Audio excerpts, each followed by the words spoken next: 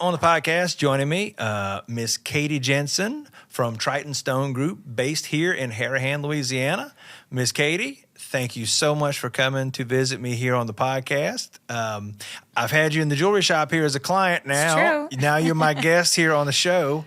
Thank you so much for coming. No, thank you so much. I'm so happy to be here and share a little bit about my experiences and, just chit chat.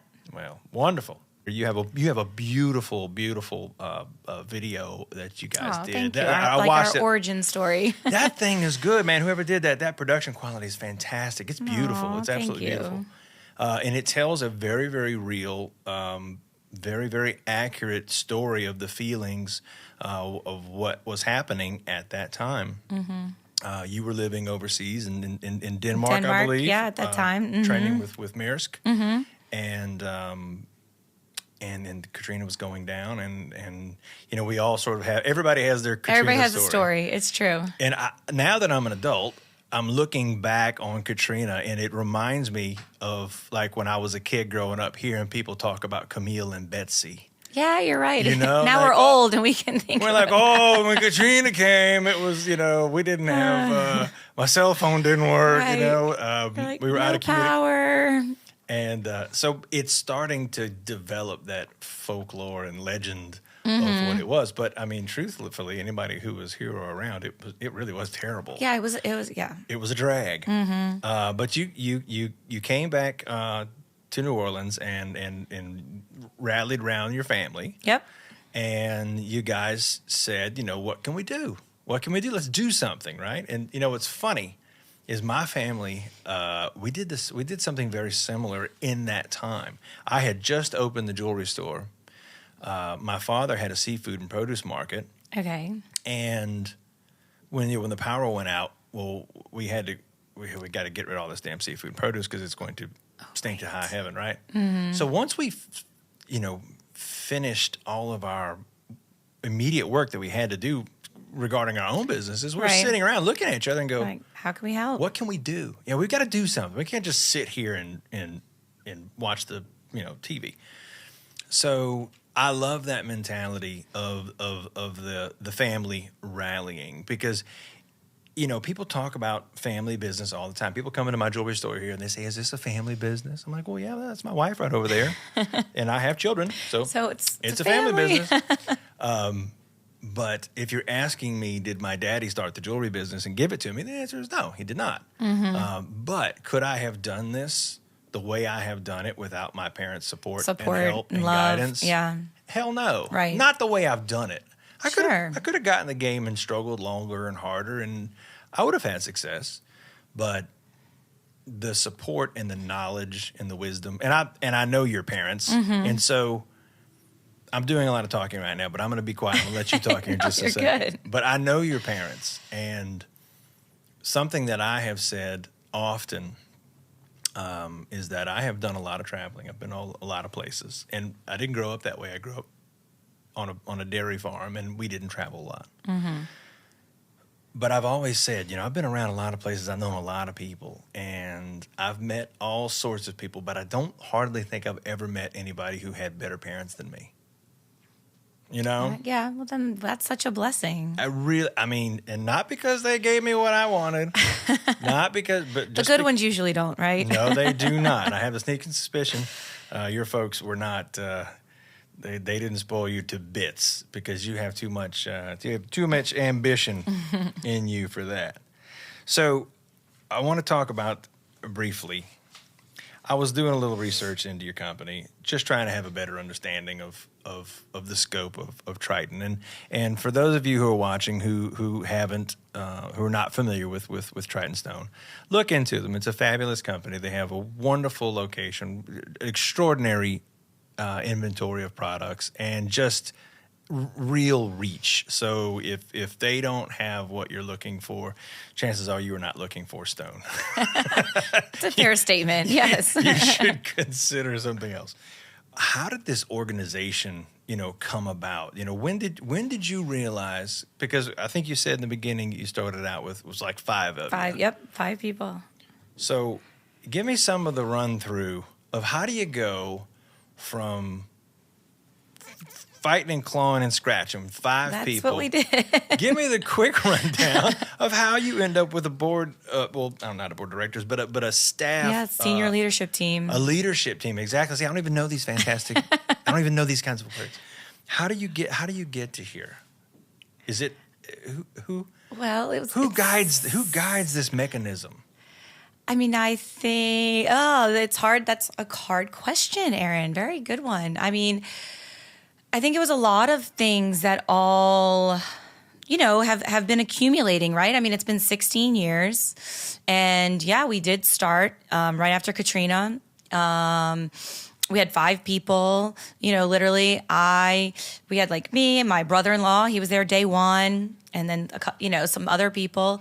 And one of them's still with us as well. So, we have some long-term invested team members who are still with us to this day, which is, the most important thing to me, right? It's like taking care of our team and their families. And that's from my father. I mean, he was also an entrepreneur, and I think a lot of my ambition and drive comes from him. But he was always like, the only reason he works hard is obviously to take care of his family, but then all his employees and their families. So that was always in the back of my mind. So like day one, he was like, you need to act like every day you're going out of business because you need to work harder than everyone else out there. So yeah, it was like the first day, the truck pulls in with the first load of slabs. And, I'm like, okay, guys, y'all need to unload it. They're like, we're not touching that. It's going to break. I'm not going to break the stone. I'm like, oh my God, okay. So I got on the forklift. I'm like, okay, I can do this. Unload the first slab. I'm like, okay, everybody good? If I can do it, you guys can do it.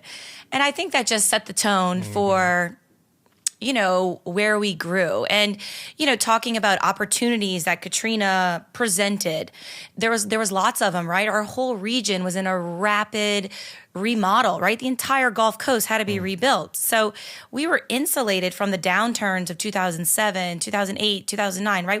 We were growing double digits. And just capitalizing on that. I mean, we had a great team, and I feel like I, led by example and worked as hard as I wanted them to work. And it really created this culture of love and commitment to each other. So I don't know. The short version is we started to expand because we realized if you can get a bunch of young, hungry people who want to work for you, success is attainable, right? I mean, we hired my brother's roommate. We hired some friends from high school. We hired a neighbor. We hired my dad's friend's daughter. So it was always somehow there was a connection. It was always family and friends. If you want to work hard, you're going to benefit from that. And that's really how we grew. I have 6 brothers and sisters, and we're all equal owners in Triton, but it's not like everyone has 7 CEOs, right? There's only one. There's only one person in charge of marketing. So, not to say it's always been flowers and roses, right? But I think at the base of the relationship between me and all my siblings and our parents is love. And, our mom always said, she's like, listen to me, I will sell that company in a heartbeat if it breaks up our family. And that's really the most important thing, right? I mean, it's not about the dollars and cents and how many stores you have. It's about, maintaining that importance of a family unit. And I think it's a big draw for our team, right? Because it's not just our family is our family. I mean, no, we now have 400 Triton members who are part of the family. Holy smokes. I know, isn't that amazing? It's actually 396 as of last week. That's just incredible. And that's spread throughout 25 locations. 25 locations. Then we have 4 regional distribution centers where we unload all the containers. So I remember the first time the idea popped into my head that I was interested in the jewelry industry. I had this burning, just deep desire to do it. And I remember the first time it came into my purview as a thing that people did.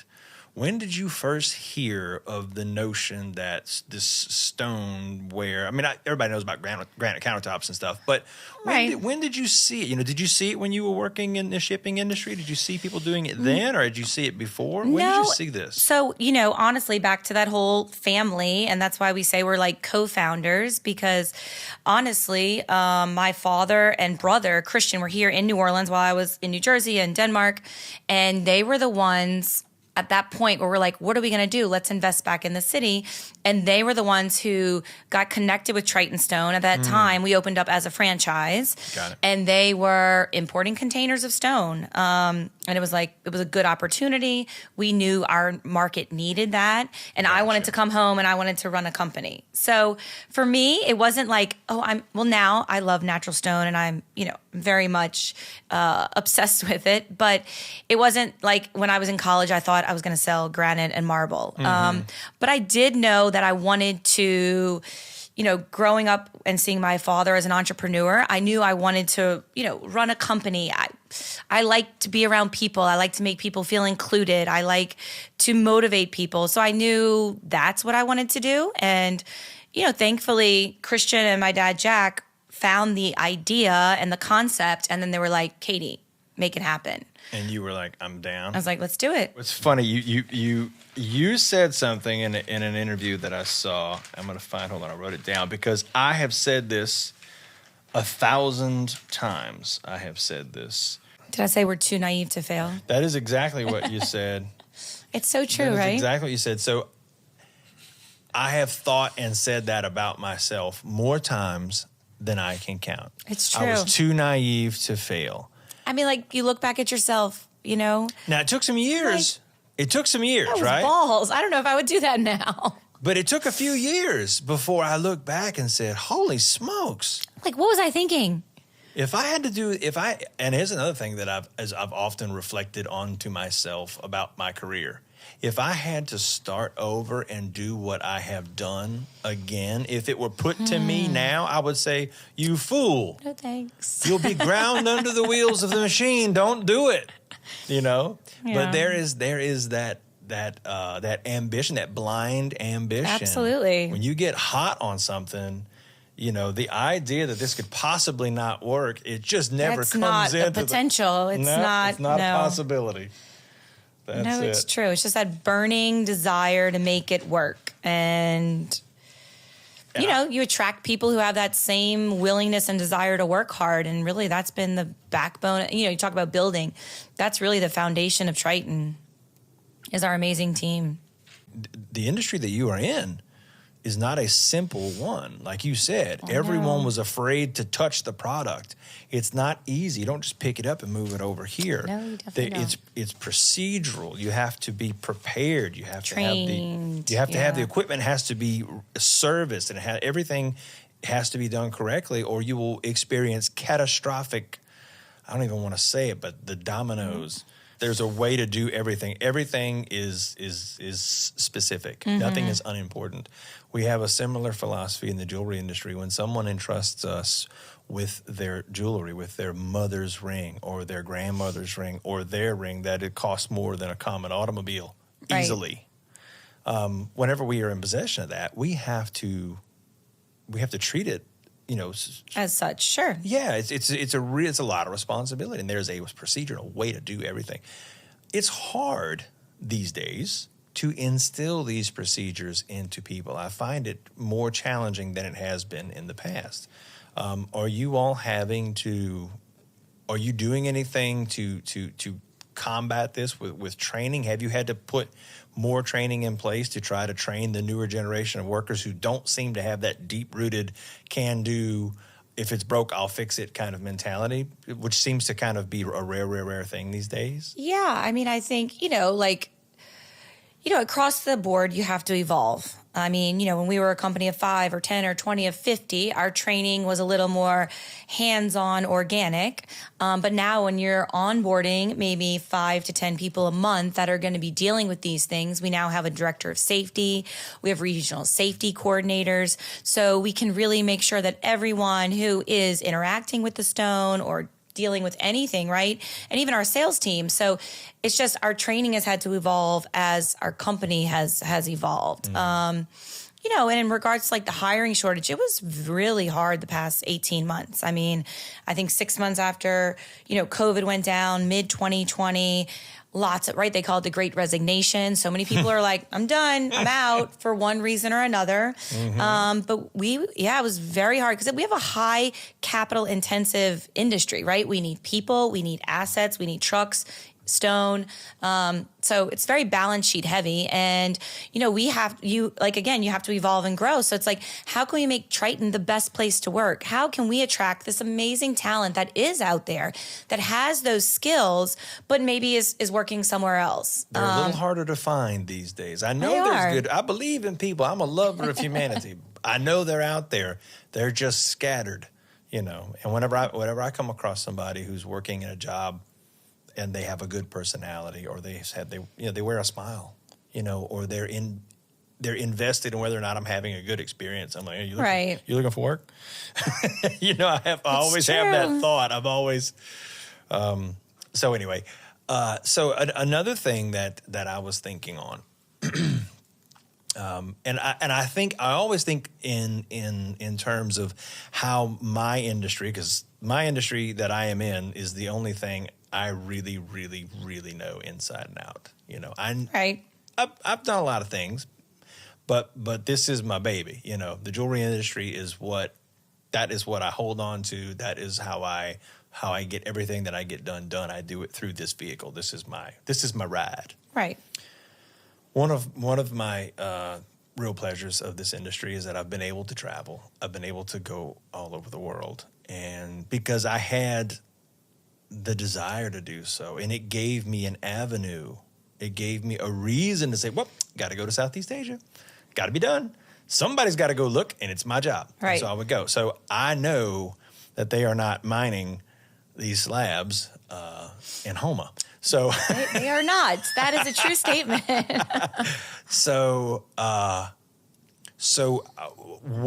What is the region of quarry? What are the regions that you are primarily dealing with throughout the world? Like your top spots? Yeah, main ones. So Brazil is, you know, I mean, I was just down there a couple weeks ago, and, you know, literally you're flying over mountains of granite, right? People ask me, they're like, well, is the mountain, like, are you going to run out of mountains? And we're really not, right? Mm-hmm. I mean, so I would say probably 40 to 50% of all the granite and quartzites come out of Brazil. And they're getting more, professionalized down there, where we're able to extract new materials faster. So that's why you see lots more options coming into the market.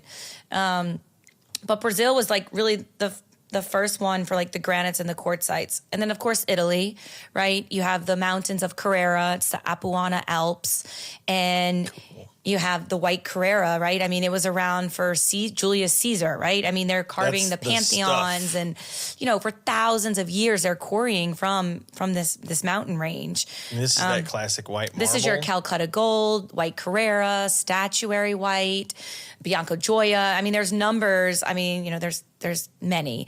But it all comes from a certain region in Carrara, Italy.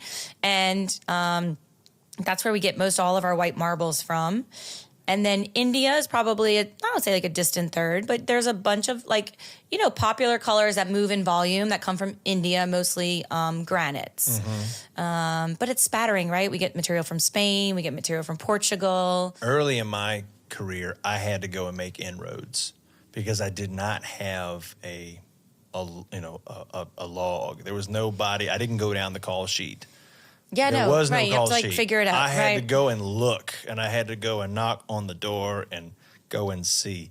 Did you go through a period where you were doing a lot more leg work, and have you been able to pull it back a tick and just work off of rapport, or do you continually have to go and visit and look at product before you sign on the line? Do you need to go, or do you have somebody who does that for you now? Yeah, so you know, let's see. So a couple of things. I always kept the view that, you know, our supplier partnerships are probably one of the most important things, right? If you can't, because there is a finite number of like good quality material out there. So if you want to be the one that they're giving it to, you need to make sure you're a good partner with them. So from the very beginning, I was always the one to cultivate those relationships with our suppliers across the world. And, you know, my philosophy is always like buy more from less, because I know they're going to take care of me on prices, terms, quality, material. If I have an issue, they're going to take care of it. However, with that being said, though, you can never be complacent. As soon as you become complacent, you become obsolete. So I think it's a constant, like, you have to know, right? Because I also have to make sure they're held accountable. Everybody can like love me, but they need to make sure they're giving me the best price and the best quality. So I think it's always constantly like being very aware and cognizant of what else is out there so you can hold your partners accountable. And, you know, as we've grown, I don't have to go down there as much because expectations are set. And obviously with our size, we have lots of people who want, you know, now they seek us out, right? So I'm like, well, I've been in business for how many years and you didn't talk to me? Oh, so, I know the feeling, you know, sister. I'm like, nah, we're okay. But it's a great place to be because there's options. And, you know, I just think it's important to always be constantly seeking and making sure you know what's out there. It keeps me enthused. It keeps me energized. My wife and I go to industry events always because you got to go. You got to go be among your people. You got to go Absolutely. see those vendors when they come to the U.S. You know, I'm sure you have industry events, you know, that go on where, you know, you can go and sort of everybody's in one place. Yeah, all the stone people are together. Yeah, and so I love doing that because it gives me I'll always leave a little bit worn out but energized, looking forward to trying new things. And I don't know if this has happened in the stone industry, but this has certainly happened in the gemstone and jewelry industry, gemstones in particular. So the premium classic materials, like, you know, the ones you can reference, you know, the creme de la creme, the ones that everybody talks about, right, but everybody doesn't really have. You know, like, you know, that's not real cristallo. This is what real cristallo looks like, right? Sure. Everybody, there's catchphrases in my industry aplenty. Everybody who comes in here with an emerald has a Colombian emerald. And I'm like, well, actually, it's not really from there. There's a lot of emerald from a lot of places in the world, and it all looks a little different. And and then, of course, it's always funny. People ask me, how do you know? I'm like, well, I have bought thousands of them. Right. And I have made many, many mistakes. You know, those hard lessons. Absolutely. You know, I'm sure that has happened to you. For sure. When you get a container of something, or a shipment of something, I should say, that's supposed to be a certain way, and then it's not that way. And then you're like, oh. Yeah. Man. You know, I know that feeling. And you were right. You have to hold your vendors, you know, accountable. Treat them kindly. Fairly. Treat them lovingly. Absolutely. Because with that, when you do, and I'll this reminds me of when you and I first met here in the jewelry shop. So you came into the jewelry shop and you wanted a bracelet, which you are wearing today, which is a beautiful bracelet. But you came in, you said, I'm looking for a bracelet. And you had a simple idea. You said, I want something with some initials. And I thought, well, here's a lady who's looking for a bracelet. It's the first thing I thought. And then I threw out some ideas, and you said, oh, that's a cool idea. And so I started making notes, and we threw out some options. I said, well, I could do this and I could do that. And you were very receptive of my suggestions, and you allowed me to do my job. You allowed me to help you. Right. Which I recognize very quickly when people let me do that. It's a lot to contemplate. They're going to spend a lot of money on something, and they're going to be stuck with it. So, you know, it's got to be great. So anyway, you and I were chatting, and I threw out a whole bunch of ideas about what I could do. And some of them you liked, and some of them you were like, nah, that's not for me. And so I made a bunch of notes. And then we didn't know each other. I had previously been to your showroom before, but I had no idea. You didn't announce yourself. You know, you came into the shop and you said, I want a bracelet. And that's what you put your energy into. It's just like high fives from there on. And everything has a tendency to go super, super smooth, you know. But you don't always get that. You know, sometimes it's a struggle. I always say, everybody's doing the best they can, right? So That's when right. you have, stay positive. Stay positive. When somebody's giving you a little blowback or pushback or being, you know, difficult. And we honestly don't get a lot of, you know, really, really difficult people. Most of our clients are fantastic. I wonder what it's like for you with the number of showrooms that you have. I got one, okay? and it's a handful. How are you able to keep the customer experience positive? How are you able to keep that training in place for your staff to manage? Because, everybody's not strawberries and sunshine. Some Absolutely. people are a little hard to deal with, but their money is important too. And 100%. So, how do you keep that continuity going with the kind of reach that you have? Well, I mean, I think, the build out of our executive team and senior leadership team definitely, it's 100% necessary, right? But I do feel like as our team has so many touches with our customers, right? Because we're multifaceted, because in addition to the homeowners who are redoing their countertops, they're our customer. But then we actually sell the stone wholesale to the fabricators. So we have a whole dedicated sales channel for the fabricators. Then we also sell the tools to cut the stone. So we have a whole sales team that sells that. And then we also sell the sinks for all, some of our biggest customers are the biggest builders in the country. So we have a very multifaceted approach. So for sure, the build out of our leadership team and executive team is what, is helping drive our vision and where we're trying to get to.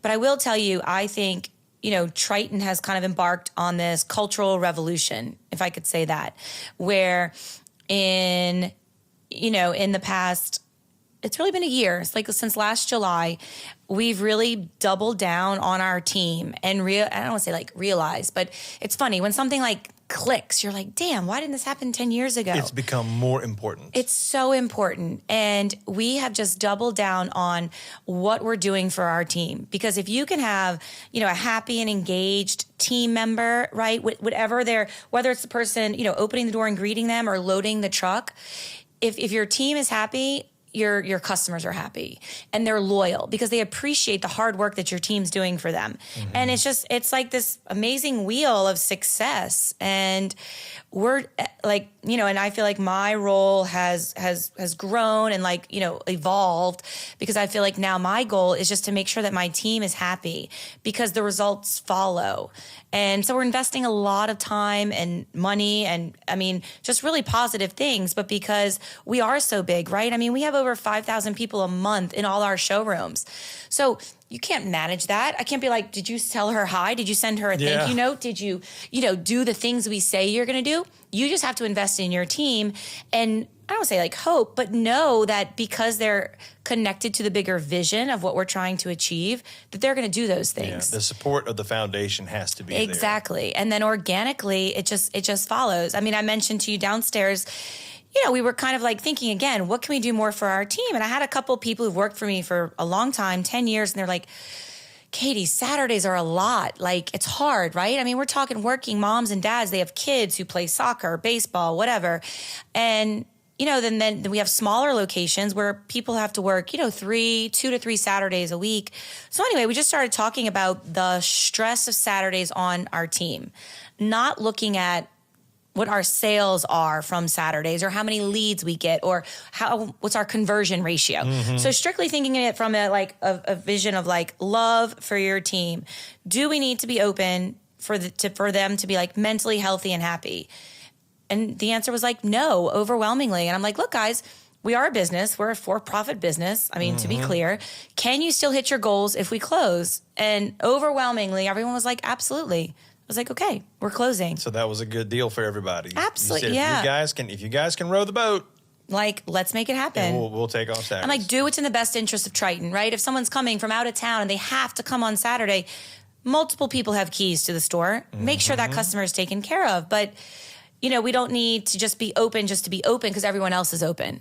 Let's close so our team is invigorated and they're going to have an amazing week. And those interactions with our customers are even more bountiful. How long have you guys been doing the crawfish boil? So honestly, we've been doing it from the beginning. We always did an annual crawfish boil, and obviously it started just with our New Orleans local branch, and the customers would come. I don't know, we maybe had 50 people come right at the beginning because those were just our customers, and obviously my family and our team and their families. We always made it family friendly, kids and welcome. And So over the years, it's obviously grown. I mean, I think we probably had 600 people at the event last year. Do people come from all the other locations? They come? So we, so our top customers in each market, get invited to come. And they want to come to New Orleans. They want to come to New Orleans. They're like, what's crawfish? So we've actually had to rename the event because trying to sell a crawfish boil to someone in Delaware, they don't understand. So it's called the Triton Rock Fest. Nice. But we're going to, have the crawfish boil. So yes, we fly in. You keep messing around, you're going to have a music festival. I mean, I probably, who knows what next year is going to be. But now it's like a thing. Now customers are like, well, wait, if I don't get invited back, what do I need to do? And I'm like, well, you need to be the top customer in your market. I'll try to work harder. Yeah, just buy some more. You can come. But it's such a good, it really shows who we are, right? Like we're a family. We love to work hard. We love to have fun. And I think our customers appreciate that. I mean, they want to do business with real people, right? They do. We are a big company, but we're still real people. And I think that's cool. Did you travel a lot when you were young? I did. Well, so, growing up, I was one of 7. So we traveled every summer, but more domestic, like road trips, 2 and 3 weeks. I mean, I feel honestly so blessed. I think we've been to every national park in general in the United States. So that was always fun to travel, but I always had the travel bug. I went to North Carolina to college and, I wanted to I don't say get out, but I was always like, there's something more out there. So I felt that way. And it was just inside of me. And then I actually studied abroad in Australia for 6 months. Nice. Did some backpacking in New Zealand. I think my mom actually had to call, because this was I don't know, a long time ago. But there wasn't FaceTime. You couldn't really call. When you were gone, When I was gone, I was like, peace out. I think my mom had to call the school and be like, can someone tell me my daughter is alive? Because I had just...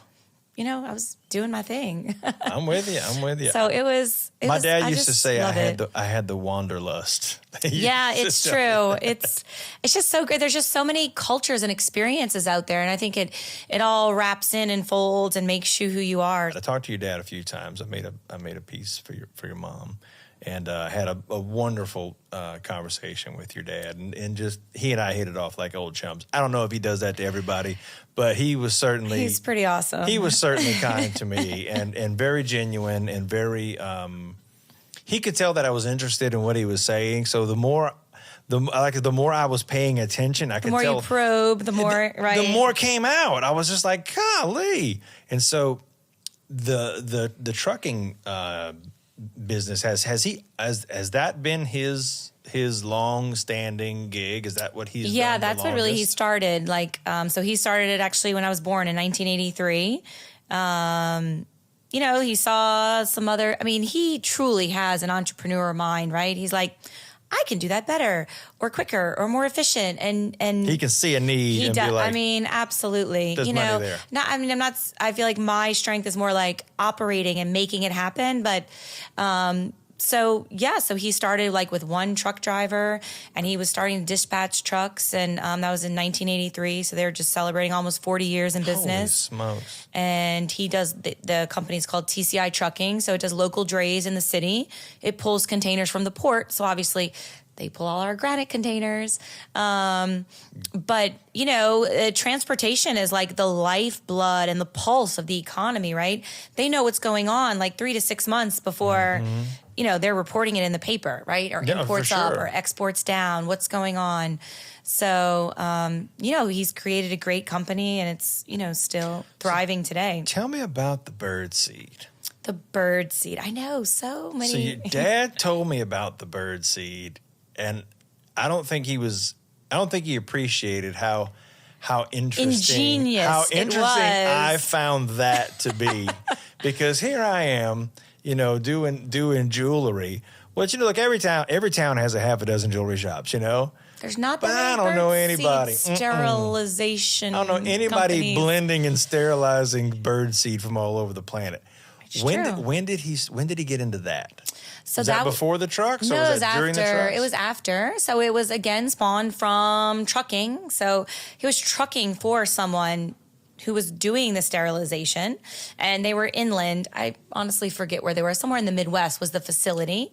So, my dad's thinking outside the box. He's like, wait, if we had a facility at the port, couldn't you load your birdseed containers heavy, and then we could sterilize them here at the port?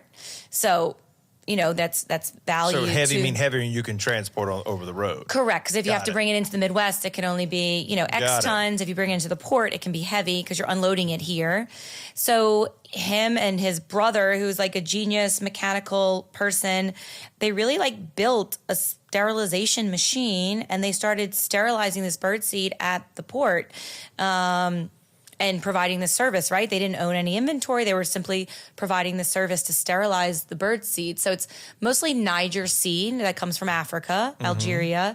And it's like all the Niger seed for the entire United States. And the traders own the seed, and then they sell it to Walmart, Costco, Home Depot. So they package it and bag it however they need? Mm-hmm. Wow. So, but like there was a little wrench thrown in the works, because all of a sudden, maybe like 5 or 7 years after they opened the facility in New Orleans, the steamship lines, right, that's the vessels that bring the birdseed, decided to stop calling New Orleans. So he's in effect like out of business. Thanks, New Orleans. Yeah, like thank you. I don't know, like the vessels aren't coming anymore. So somebody got tired of somebody's bullshit. That's what happened. Yeah, I don't know, something snapped. Well, so then they had to like pivot and move the whole facility up to Baltimore. So that's where it is currently. And yeah, the other competitors shut down. So yeah, we currently sterilize all the Niger seed in America. Amazing. Isn't that cool?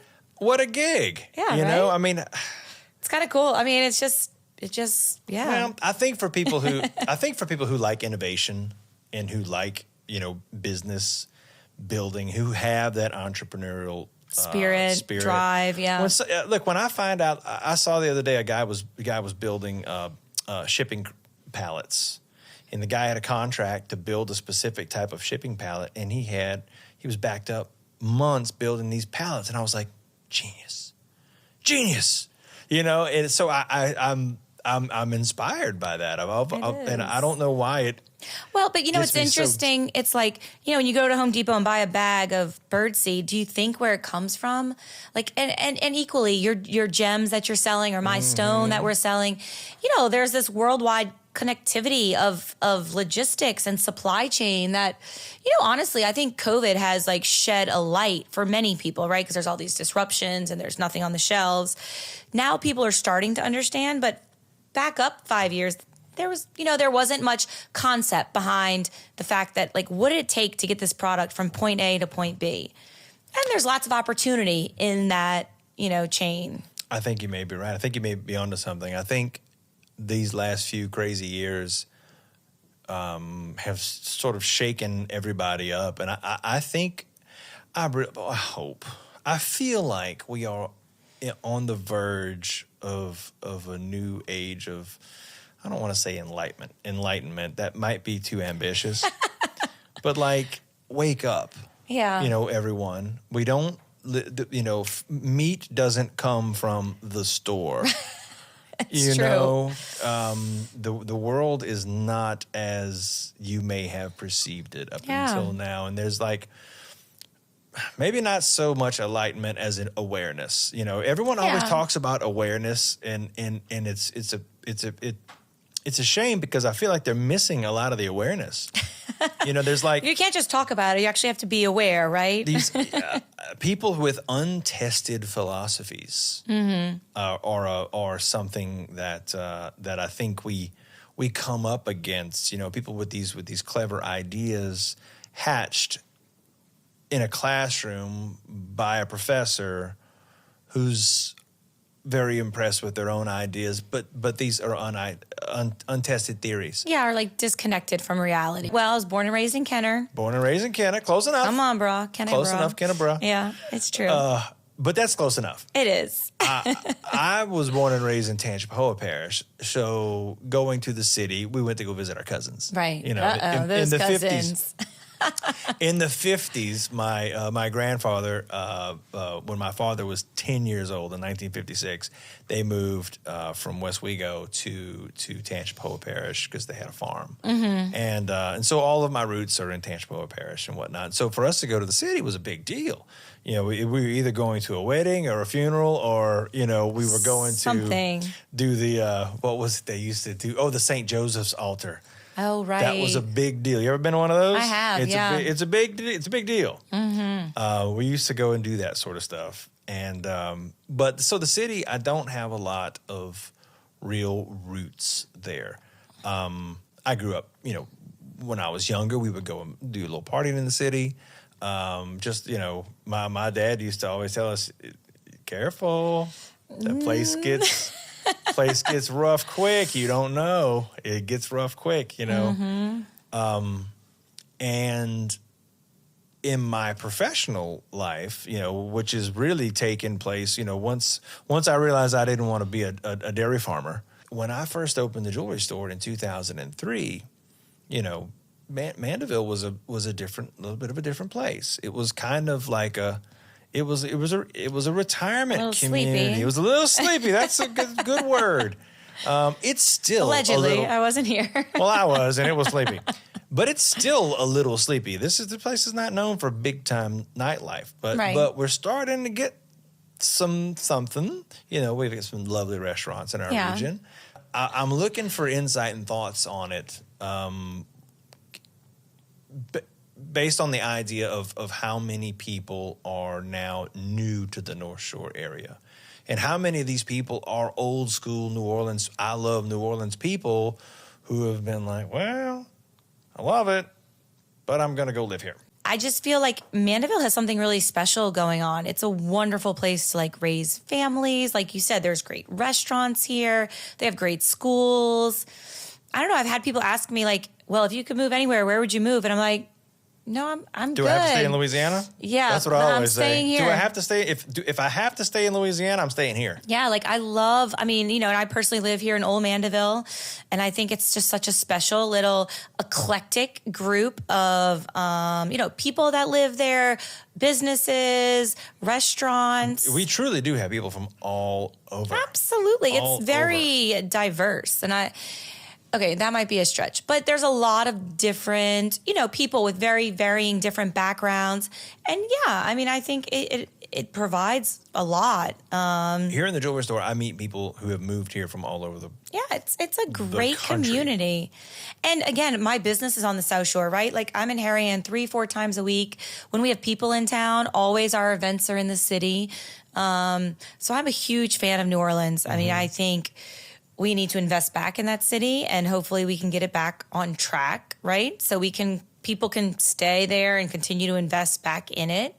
But New Orleans is so special. It's it's right, like you said, you can tell anywhere in the world where you're from, and they know, that's a great city. Mardi Gras! What a cool city. You're like, well, there's more than that, but it's just special. I think we're really blessed. And until you go out and travel a bunch and meet different people, you don't realize how blessed you are to be able to have these, communities and cities at your fingertips. Well, Miss Katie, listen, thank you so much for coming to visit me.